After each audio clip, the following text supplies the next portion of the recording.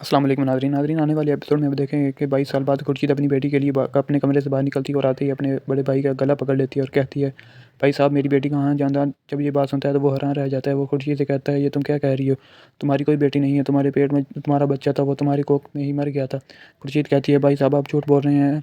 साहब जान ने मेरे और बादशाह के सामने खुद ये इकरार किया है कि मेरे यहाँ बेटी पैदा हुई थी, मेरी बेटी कहाँ है। खुर्शीद कहती है, भाई साहब मुझे बता दो। इसके बाद जानदार साहब गुस्से वाली नज़रों से जान की तरफ देखते हैं। फिर बादशाह अपनी माँ से कहता है, माँ अब वक्त आ गया है, आप सबके सामने हकीकत बता दें, आज वो राज बता दें जो बाबा के दरमियान सालों पहले दब कर रह गया था।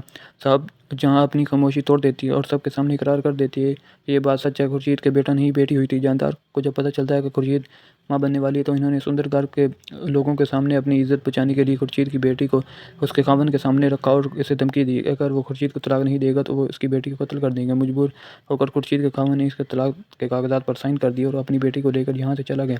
जानदार जब अपनी बीवी के मुंह से सच्चाई सुनता है तो वो पागल हो जाता है। असल में वो साहब यहाँ पर हाथ उठाने की भी कोशिश करता है मगर बीच में बादशाह आ जाता है और अपने बाबा से कहता है, बस बाबा बहुत हो गया, आपने इस हवेली वालों पर जितनी ज़्यादती करनी थी कर ली और नहीं। बादशाह कहता है, ये सब झूठ है, आशिक अली ने खुद खुर्शीद को तलाक देकर चला गया था। दूसरी तरफ गुलाम सुंदरी के साथ हमदर्दी करते हुए इसे पता ही नहीं चलता कि वो सुंदरी से मोहब्बत करने लगा है। जब गुलाम सुंदरी को इसके पुराने घर ले आता है तो सुंदरी अपने पुराने घर आकर अपने पापा को याद कर रही होती है और आंसू बहा रही होती है। गुलाम मौका दे मिलते ही सुंदरी के हाथ पकड़ लेता है और कहता है, अब बुरा न माने, मैं आपसे एक बात करना चाहता हूँ। सुंदरी कहती है, जी बोले, मैं आपकी किसी बात का बुरा नहीं मानूंगी, मैं मान लूँगी। गुलाम कहता है, सुंदरी जी बुरा मत माने, मैं आपसे मोहब्बत करने लगा हूँ, पता नहीं कैसे और क्यों, ये मैं खुद भी नहीं जानता। सुंदरी जब ये बात सुनती है तो वो बिल्कुल खामोश हो जाती है।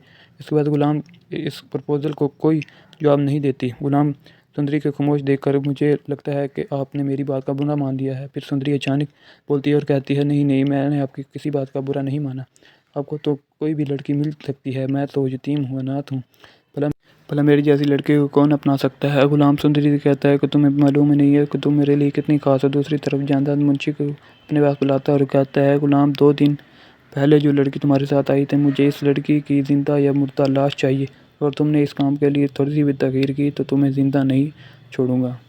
नाज़रीन उम्मीद है आपको मेरी ये वीडियो पसंद आए, अगर पसंद आए तो लाइक और चैनल को सब्सक्राइब ज़रूर करें।